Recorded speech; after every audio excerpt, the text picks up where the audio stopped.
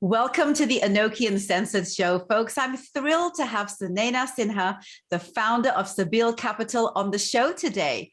As a South Asian woman, Sunaina is a rare breed in the private equity space, which is even more impressive when you note that her core team is made up of women of diverse ethnic backgrounds when she actually founded and curated the company.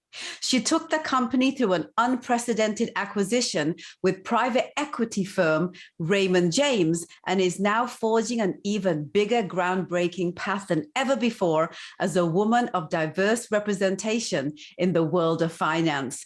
Thank you so much for agreeing to be a part of the ANOKHI Advocate List 2021, Sunaina. I'm pleased to share your advocacy journey for women in business to commemorate the 19th anniversary of the ANOKHI brand. Congratulations and welcome. Thank you so much for honoring me today. And I am very grateful to be here and look forward to sharing my journey with you all further.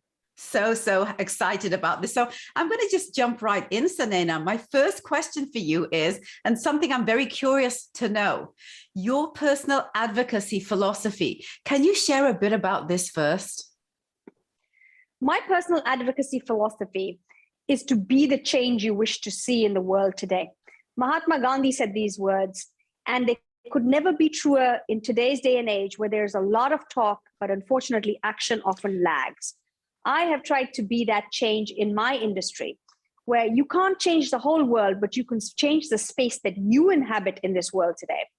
I've tried to do that by making sure that I always led a diverse group of individuals at my firm, where the rates of private equity, female and ethnic diverse talent was sub 5% or sub 7% in certain cases.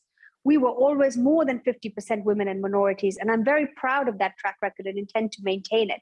In addition to that, it's really important that you be that change in small ways, in the ways no one talks about later.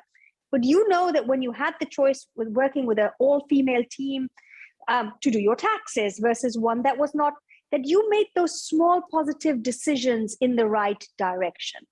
And that is my philosophy. And I try to espouse it as much as I can to people around me saying, talk is wonderful, let's see it in action. Absolutely. So why is advocating for women in business so important to you personally? Quite simply, women make up more than half the population. You have to have a community around you in the workplace that reflects the world in which we inhabit. And we do business in the world that we inhabit today, which is made up of half of women. And that includes half the consumers of a business, which will be women, that half the talent forces should be women to reflect what the consumers look like. And I'm a huge believer that as long as you have diversity, and diversity of all types, seen and unseen, diversity of backgrounds, diversity of gender, color, and more, you will be able to avoid groupthink and get to better outcomes as a result of having that diversity on your table around you. Mm-hmm. I found that to be true throughout my career. And really, that's why having women at the table is so important. You get that perspective, you get the ability to make sure you're building the communities around you, because when women work and are empowered, you get stronger family structures, you get stronger community structures. And quite frankly, how do you operate in a world in an all-male environment when the world around you is 50% women? Right. That part I still don't get. Mm-hmm. You know, it probably begs to so much of kind of the institutionalization of a lot of the traditional expected norms of many years ago, which is, you know, something that people like you are really stepping forward and changing the narrative on. So I want to ask you this, Sunaina, because we all have something that we advocate for. I'm curious, what challenges have you had to overcome when it came to voicing your support for championing women in business? There have been a number of challenges along the way. It is not easy being not just a woman, but a minority woman from an ethnic background, let alone one that looks petite and young every time she gets on a Zoom call, at least given what I hear back from the market. And the challenges have been that perceptions die hard. Mm-hmm. In the early years, people often wondered how serious I was about this business. People often asked what was motivating me to build something from scratch in such an industry. And the only way to get over those objections was, again, action and track record, just staying in the game, putting points on the board, quarter after quarter, that became year after year. And soon enough, someone noticed, and people started to notice and came to us instead of us always having to go to them. So it was that challenge, but there was another challenge.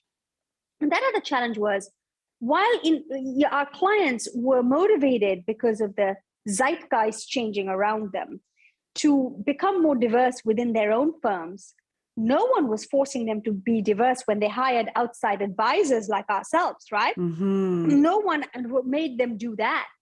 And so that was another hurdle to jump, that, listen, don't hire us because we're diverse, hire us because we're really good. And oh, by the way, we bring multiple perspectives because of our diversity. So putting an ROI case to the diversity was really important. And then the final challenge, honestly, was that we were always competing with the big banks and big behemoths in our space. We were almost certainly always the David to those Goliaths, and we had to carve out a niche for ourselves. And that, diversity or no diversity, that was a huge challenge of being an entrepreneur in business. And that was double down difficult because of some of the issues we've just outlined. And that takes sheer perseverance and grit, and certainly was not easy day in, day out. So as a South Asian woman, this kind of begs a question from my perspective. In this field that is so dominated by men, was there ever a moment when you felt that, am I actually supposed to be doing this here? Like, was there ever kind of a second guess question for you? Because, that's oftentimes something that a lot of women, especially women from our background, grapple with. Do I want to take this on, or do I just take a road that is more traveled? It's such a good question. I have women approach me all the time, and they're suffering from the imposter syndrome, which is what you're describing, right? Do I belong? Am I good enough? Should I then be at this table if this is not really where I belong? And if I'm not good enough, shouldn't there be an easier path for me? Very common occurrence, but especially with women and women and minorities. The answer to that question is, it happens. It's common to get those feelings, especially when you're leveling up a lot. Trust that the universe has a journey and a path for you, that you wouldn't be at that table unless there was one of two things happening. Number one, you were going to learn something from this experience that was going to teach you something invaluable about yourself and about the world around you. Or number two, you were there to teach someone else the same thing. Right. And I always remember that. What is this moment here to teach me? Either it's here to teach me something, or I'm here to teach someone around me something because of that journey. Trust in that greater faith, trust in the universe, trust in God, whatever your spiritual belief, that's the time to dig into it. That's why you build it in your childhood and in your adult life, so that you have the ability to tap into that deeper place when moments like that exist. Absolutely. And how do you feel that translates over into maybe, transitioning and changing the narrative for generations to come? Because it has to start somewhere. And, someone needs to kind of walk that path less walked on, like you have. Like, there's a bigger picture here. There's a bigger advocacy here at play. What are your comments there? Yes, you have to be standing on the shoulders of giants, but then you have to become a giant so others could stand on your shoulder. My big advice for future generations is that now more than ever before in history, you have role models.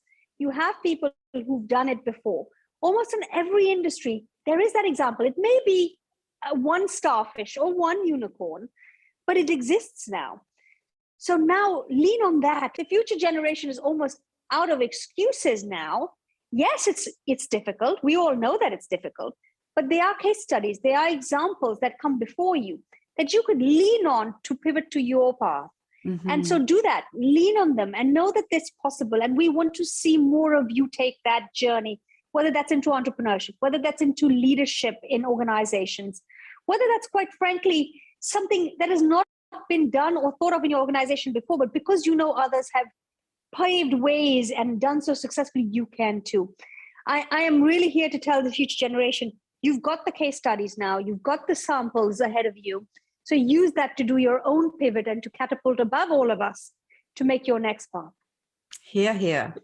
Sunaina, why do you believe it's so important for people to incorporate a sense of advocacy for anyone that doesn't quite still get it, especially into kind of your life on some level? It could be personal, professional, spiritual, all of the above.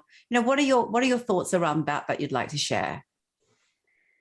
There is plenty of research for those who doubt it still. There's plenty of research that shows that a purpose-driven life is a happier life, it's a more meaningful life, and it's certainly a life where you have more impact. Mm-hmm. And the way to have more impact and a more purpose-driven life is to find out what is your why. Why do you get up in the morning? Why do you do what you do, as grueling as it is, and how thankless it might be on certain days? It's because you are advocating for something. That advocacy is your why. It's your North Star. It's your compass on the hard days and difficult evenings. So that's why advocacy is so important to all human beings, but especially to women and minorities, because you need a reason on those tough days to get up and go and pave the way for future generations to come. Right. Let's talk about how important advocacy has been in this last year specifically, Sunaina, as kind of, we're walking out and starting to experience physical life more than we have the previous year. We've seen that the narrative of identity has been so present due to social media amplification that has spotlighted diversity. What have you seen that has stood out for you, that you feel is changing to meet people where they're at, rather than pushing institutionalized agendas that condition us into preconceived ideologies that don't align with individualism? I think that the Zoom world we now inhabit has done a few things. It's broken barriers that can often have been set up because of the institutional ways of doing business for the last 100 years, i.e. being in the office, going and hitting the road and meeting people in person. Now, I'm not saying that we do away with that. It's really important to go out there and feel someone's energy face to face.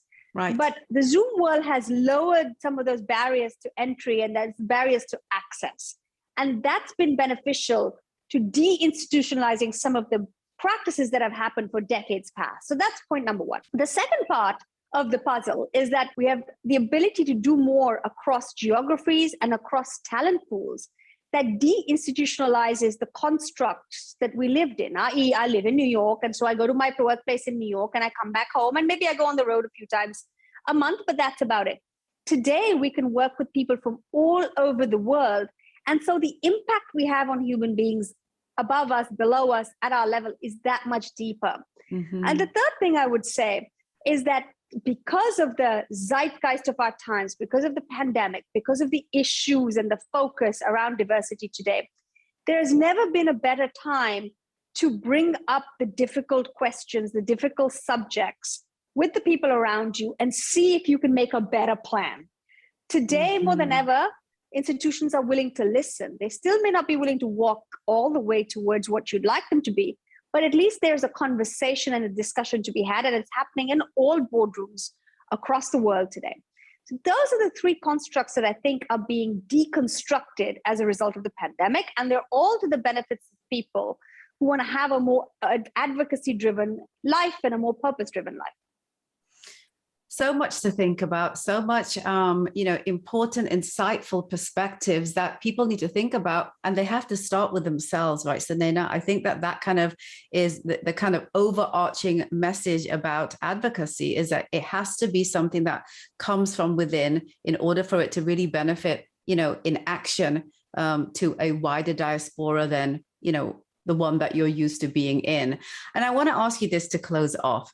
With all that you've seen and experienced as a South Asian woman in a male-oriented and dominated industry, such as finance, what have you seen that you'd like to share with people watching, listening, and reading this, who want to be more proactive in a cause that they believe in, to actually get up and action it, no matter what the challenge is?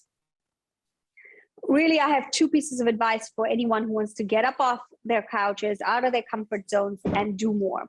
The first is, as you so rightfully said, Raj, you have to start by working on yourself. Mm-hmm. How are you going to work on yourself? Figure out that action plan to make you a stronger voice in and of yourself. What do I mean by that? Think about getting executive coaching. Think about the skills required for management and leadership. Go build those skills. They're muscles like anything else. They come with training, building, practicing. Learn how to be more confident in public speaking. Learn how to be more confident in yourself as you sit at a table next time around.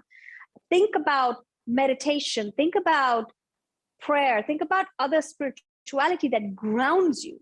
I think that having that confidence within yourself radiates, because if you believe in yourself, others will believe in you too. It really is a self-perpetuating virtuous cycle.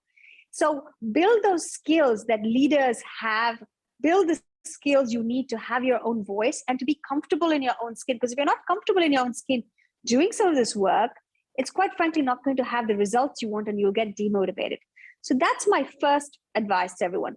First, work on yourself. And we all have work to do. We all can build a muscle better, whether it's empathy, whether it's public speaking, hard skills, soft skills. We all have places where we can do more work. Find out what yours are. If you don't know them, just ask the 10 people around you. They'll tell you, trust me. And go out and start doing the work on it. The second thing I would say is, don't be afraid to just start, right? Sometimes people are like, I'm going to go do something and I need it to be big. Great. Well, fantastic if you are given that platform immediately to go do something big. But oftentimes the biggest pieces of change happen in the smallest places. They may happen in the temperature of your office so that it's more conducive and comfortable for women and men. It can happen in the smallest of ways that build and then, like a snowball, really start catching on.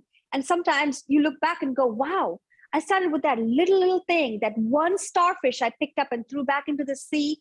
And now look what I've done. It starts small. And those are the best pieces of work, best body of work when you look back at your life, happens when you start small and then build on it. So don't often say, if I'm not going to do something big, if I'm not on the board of trustees of some big organization, I really haven't done much. Not true. Start small and you will see that the universe and the world around you will recognize it. Listen, this is someone who's willing to work for it, and keep giving you the opportunities to do so. Sunaina, oh my gosh, everything that you say is like a big yes from me. I agree with everything that you're saying. And it's the reason why we're so blessed and honored to have you on the list this year. Thank you for sharing your perspectives with our global audience, and congratulations again. You are truly an incredible woman, and I want to be like you when I grow up. Thank you so much for your time. Thank you so much for the opportunity to speak to everyone today. And I'm very blessed to be here and to accept this nomination. Thank you.